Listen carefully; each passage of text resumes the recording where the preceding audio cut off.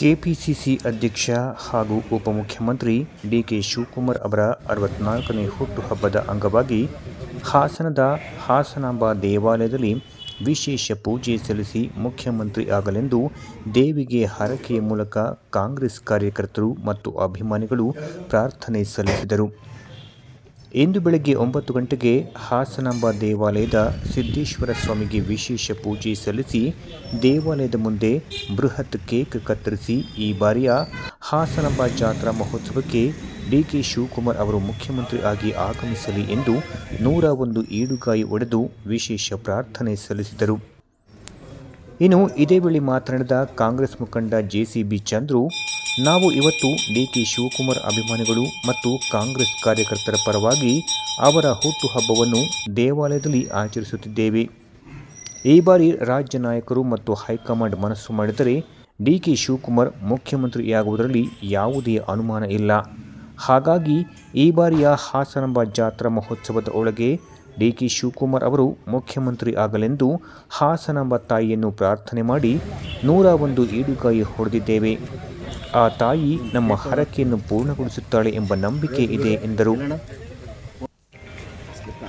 ನಂತರ ಮಾತನಾಡಿದ ಕಾಂಗ್ರೆಸ್ ಕಾರ್ಮಿಕ ಘಟಕದ ಅಧ್ಯಕ್ಷ ಹೇಮಂತ್ ಕುಮಾರ್, ನಾವು ಡಿಕೆ ಶಿವಕುಮಾರ್ ಅವರ ಹುಟ್ಟುಹಬ್ಬಕ್ಕೆ ಮುಖ್ಯಮಂತ್ರಿ ಸ್ಥಾನವನ್ನು ಉಡುಗೊರೆಯಾಗಿ ಹೈಕಮಾಂಡ್ ಕೊಡಬಹುದು ಎಂಬ ನಿರೀಕ್ಷೆ ಮಾಡಿದ್ದು ಹುಸಿಯಾಗಿದೆ.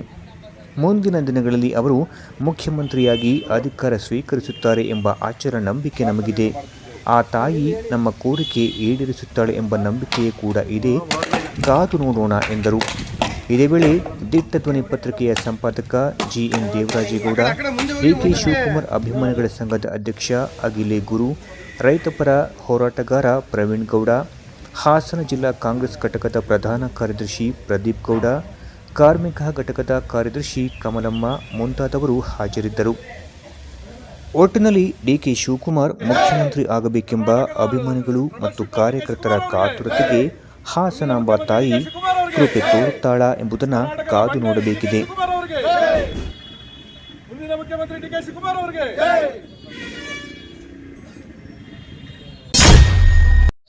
ನಮ್ಮ ಕಾಂಗ್ರೆಸ್ ಬಂಧುಗಳು ಹಾಗೂ ಡಿಕೆ ಶಿವಕುಮಾರ್ ಅಭಿಮಾನಿ ಬಳಗದ ಯುವಕರು, ಕರ್ನಾಟಕ ಪ್ರದೇಶ ಕಾಂಗ್ರೆಸ್ ಪಕ್ಷದ ಅಧ್ಯಕ್ಷರಾದಂಥ ನಮ್ಮ ಸನ್ಮಾನ್ಯ ಶ್ರೀ ಡಿಕೆ ಶಿವಕುಮಾರ್ ಅವರು ಅಧ್ಯಕ್ಷ ಗಾದಿಗೆ ಏರಿದ ಮೇಲೆ ಕರ್ನಾಟಕ ಕಾಂಗ್ರೆಸ್ ಪಕ್ಷದ ಅಧ್ಯಕ್ಷರ ಗತ್ತು ಗಮ್ಮತ್ತನ್ನ ತೋರಿಸಿ 140 ಸೀಟ್ನ ಗೆಲ್ಲೋದ್ರ ಮುಖಾಂತರ ಕರ್ನಾಟಕ ರಾಜ್ಯದಲ್ಲಿ ಕಾಂಗ್ರೆಸ್ನ ಅಧಿಕಾರಕ್ಕೆ ತಂದು ಸರಿಸುಮಾರು 3 ವರ್ಷ ತುಂಬಿದೆ.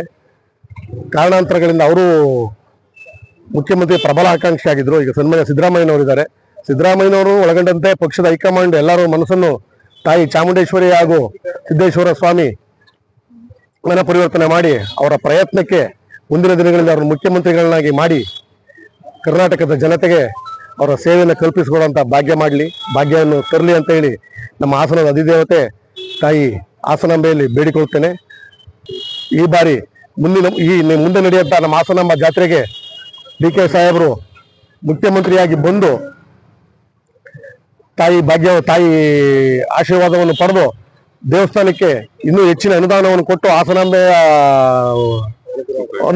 ಕೃಪೆಗೆ ಪಾತ್ರರಾಗಿ ಹಾಸನಾಂಬೆಯ ವೈಭವವನ್ನು ಇನ್ನೂ ಬಹಳ ಎತ್ತರಕ್ಕೆ ಕೊಂಡೊಯ್ಯಂತ ಕೆಲಸ ಆಗಲಿ ಅಂತೇಳಿ ತಾಯಿ ಹಾಸನಾಂಬೆಯಲ್ಲಿ ಬೇಡಿಕೊಳ್ತೀನಿ. ಇಲ್ಲಿ ಬಂದಿರತಕ್ಕಂಥ ಎಲ್ಲ ಕಾಂಗ್ರೆಸ್ ಅಭಿಮಾನಿಗಳು, ಯುವಕರಿಗೆ ಎಲ್ಲರಿಗೂ ನಾನು ಇನ್ನೊಮ್ಮೆ ನಮಸ್ಕರಿಸುತ್ತಾ ಡಿಕೆ ಶಿವಕುಮಾರ್ ಹಬ್ಬದ ಹುಟ್ಟುಹಬ್ಬದ ಶುಭಾಶಯಗಳನ್ನ ಹೇಳಕ್ಕೆ ಇಷ್ಟಪಡ್ತೀನಿ. ಜೈ ಕರ್ನಾಟಕ. ನೀವು ನಮ್ಮನ್ನ ಕೇಳಂತ ಕ್ವಶನ್ ಅಲ್ಲ ಇದು. ಯಾಕೆಂದ್ರೆ ಡಿಕೆ ಶಿವಕುಮಾರ್ ಕೂಡ ಇದ್ರ ಬಗ್ಗೆ ಎಲ್ಲೂ ಪ್ರಸ್ತಾಪ ಮಾಡಿಲ್ಲ. ಅವರು ಯಾರನ್ನ ಕೇಳ್ಬೇಕು ಅವ್ರನ್ನ ಕೇಳ್ತಾ ಇದಾರೆ. ಆಮೇಲೆ ಇದೆಲ್ಲ ಹೈಕಮಾಂಡ್ ನಿರ್ಧಾರ. ಕಾಂಗ್ರೆಸ್ ಪಕ್ಷದಲ್ಲಿ ಹೈಕಮಾಂಡ್ ಇದೆ. ಹೈಕಮಾಂಡ್ ಏನ್ ನಿರ್ಧಾರ ತಗೊಳುತ್ತೋ ಅದು ಕರ್ನಾಟಕದಿಂದ ಸಿಎಂ ಇದಾರೆ, ಮತ್ತೆ ಸಿದ್ದರಾಮಯ್ಯ ಸಾಹೇಬ್ ಇದಾರೆ, ಡಿಕೆ ಶಿವಕುಮಾರ್ ಇದಾರೆ, ಹೈಕಮಾಂಡ್ ಇದೆ. ಮಲ್ಲಿಕಾರ್ಜುನ್ ಖರ್ಗೆ ಸಾಹೇಬ್ ಇದಾರೆ, ನಮ್ಮ ರಾಜ್ಯದ ರಾಷ್ಟ್ರೀಯ ಅಧ್ಯಕ್ಷರಾದಂತ ಮಲ್ಲಿಕಾರ್ಜುನ್ ಖರ್ಗೆ ಸಾಹೇಬ್ ಇದಾರೆ, ರಾಹುಲ್ ಗಾಂಧಿ ಸಾಹೇಬ್ ಇದಾರೆ. ಅವರೆಲ್ಲ ಏನ್ ನಿರ್ಧಾರ ತಾಡ್ತಾರೋ ಅದ್ರ ಮೇಲೆ ಇರುತ್ತೆ. ನಮ್ಮ ಎಲ್ಲರ ಆಸೆ, ನಮ್ಮೆಲ್ಲರ ಕೋರಿಕೆ, ನಾವು ಭಕ್ತಿಪೂರ್ವಕವಾಗಿ ದೇವರಲ್ಲಿ ಪ್ರಾರ್ಥನೆ ಮಾಡ್ತಿರೋದು ಕೂಡ ಡಿಕೆ ಸಾಹೇಬ್ರು ಬೇಗ ಸಿಎಂ ಆಗ್ಲಿ ಅಂತ ಬೇಡ್ಕೊಳ್ತಾ ಇದೀವಿ. ನಾವು ಕನಸನ್ನ ಕಾಣ್ತಾ ಇದೀವಿ. ಈಗ 15ನೇ ತಾರೀಕು ಇವತ್ತು ಅವ್ರದ್ದು ಹುಟ್ಟುಹಬ್ಬಕ್ಕೆ ಗಿಫ್ಟ್ ಕೊಡ್ತಾರೆ ಅಂತ ಕಾದ್ವಿ. ಅದ್ಯಾಕೋ ಅವರು ಗಿಫ್ಟ್ ಯಾರು ಕೊಟ್ಟಿಲ್ಲ. ಇದು ಅತಿ ಶೀಘ್ರದಲ್ಲೇ ಕೊಡ್ಲಿ ಅಂತ ಹೇಳ್ಬಿಟ್ಟು ತಾಯಿ ಹಾಸನಾಂಬ ದೇವಿಯಲ್ಲಿ ಬೇಡ್ಕೊಂಡಿದೀವಿ, ಸಂಕಲ್ಪ ಮಾಡ್ಕೊಂಡಿದೀವಿ. ಈ ಸಲ ಅವ್ರ ಹಾಸನಾಂಬ ಜಾತ್ರೆಗೆ ಬರ್ಬೇಕಾದ್ರೆ ಅವರು ಈ ರಾಜ್ಯದ ಉನ್ನತಗಾರಿಯಾದ ಮುಖ್ಯಮಂತ್ರಿಗಾರಿ ಅವರು ಅಲಂಕರಿಸಿ ಈ ತಾಯಿಯ ಸೇವೆಗೆ ತಾಯಿ ಪೂಜೆಗೆ ಬರ್ಲಿ ಅಂತ ಹೇಳ್ಬಿಟ್ಟು ನಾವು ಬೇಡ್ಕೊಳ್ತೀವಿ.